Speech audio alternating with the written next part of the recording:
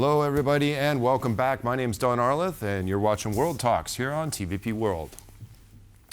Russia keeps up its assault on Ukraine's energy infrastructure, especially in the capital, where there's still an estimated 3 million people.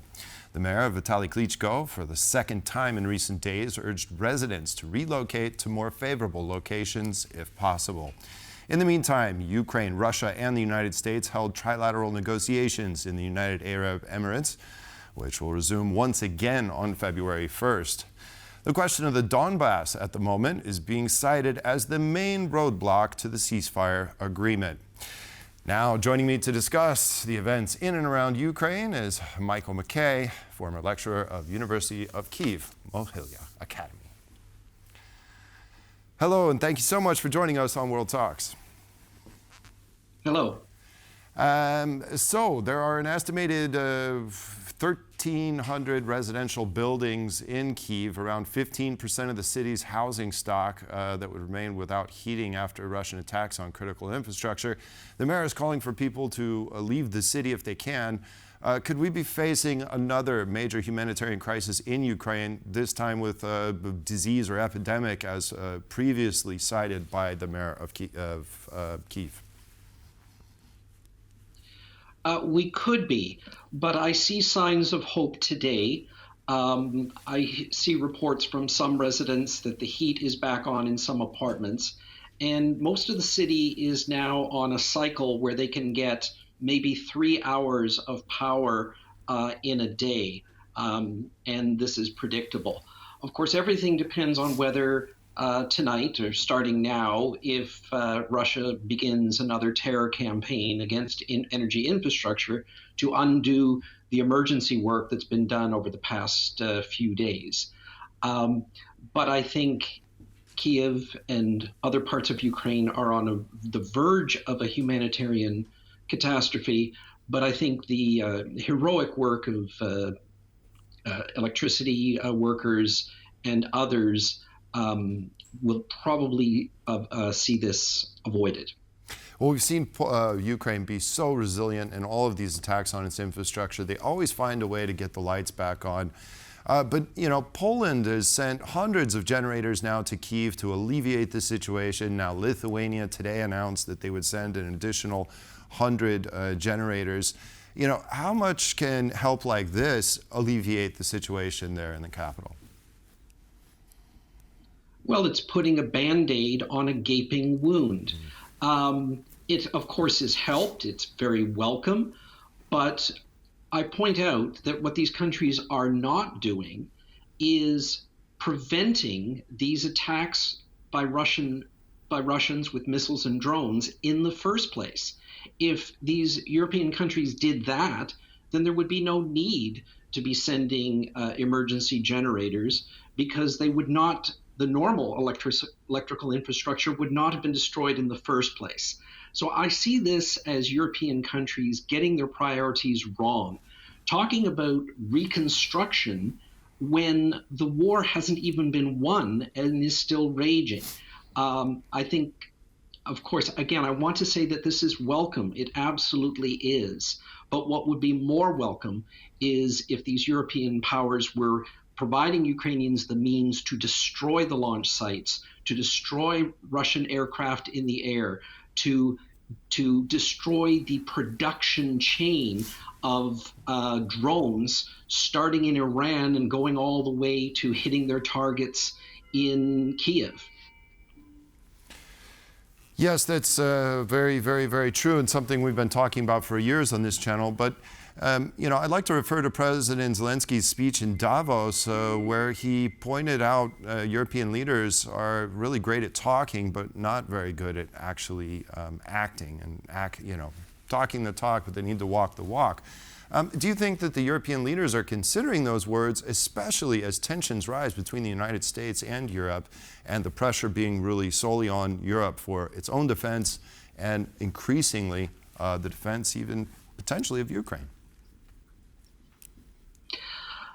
I hope they are. But again, seeing is believing. When we see the actual action, when we see European powers imposing a no-fly zone over Ukraine, when we see Germany releasing Taurus cruise missiles to Ukrainian defenders, then I will believe it. President Zelensky gave a powerful speech at Davos when he talked about this, and he talked about how Russia has been invading Ukraine for coming up to 12 years, and Europeans have not shifted fundamentally from the narrative they had in 2014. And this is appalling not to recognize what has happened. And then Canadian Prime Minister Carney really was the highlight of the Davos conference, the World Economic Forum, when he talked about the way forward for middle powers, which is Canada, which is Ukraine, which has the most powerful army in the world capable of fighting the Russian terrorist state. And it is about engagement with each other and action, and no longer keeping up the pretense that the rules-based international order still exists. Prime Minister Carney talked about how that pretense was useful, and it was a pretense, since the end of the Second World War, because it brought more or less peace and prosperity to the advanced economies of the West. But the pretense is down now, and we saw that clearly with Trump's speech at Davos, which was vindictive and personal and shocking to everyone who saw it, because it pointed out the complete withdrawal of the United States from even the semblance of the rules-based international order. So I think that last week saw a pivotal turn. It saw President Zelensky and Prime Minister Carney take a moral leadership of the West and Trump abandon it. And I think European leaders have got to wake up and realize that, and not just talk about it, but do things. And the first order of business is to defeat the Russian invasion of Europe. Do you think that now in Europe, maybe a deeper conversation needs to be held about how Europe can combine its foreign policy and security posture to be able to project force in any kind of way, any coherent kind of way? I know that's always been kind of like a boogeyman when you talk about further European integration in areas outside the existing treaties, but it seems like if we are in a new world order, then Europe has to wake up and join it in some meaningful way. And the only way forward, it seems, is collective defense and foreign policy. I agree completely. And again, here we see the flaws of keeping with the fiction of the rules-based international order. For example, NATO evolving into an organization that actually prevents its members from acting individually or collectively for the defense of Europe against Russian aggression.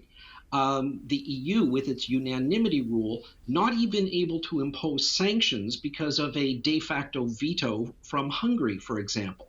So there has to be a willingness to abandon institutions that are no longer fit for purpose, and or maybe just set them aside.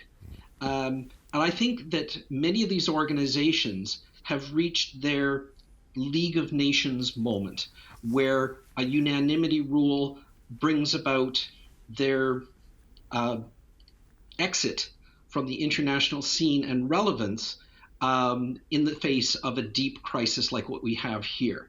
It is the return of great power politics, but the point is, where do middle powers go in that? And that is what we have with Europe and Canada and Japan and Australia and similar like-minded countries. And the answer is to forge new relationships, even traditional 19th century ones like bilateral military alliances, to meet the challenge of Russian aggression. I'm going to stick with you on that one, but does that run the risk? I mean, this is something after World War II that was the impetus for the European Union, right? Creating this economic interdependency and trying to keep Europe more together rather than having these bilateral military alliances. Is that the world do you think that we're moving towards? Well, the EU was never meant to be a military alliance, but to have what was described as soft power by being not a military alliance.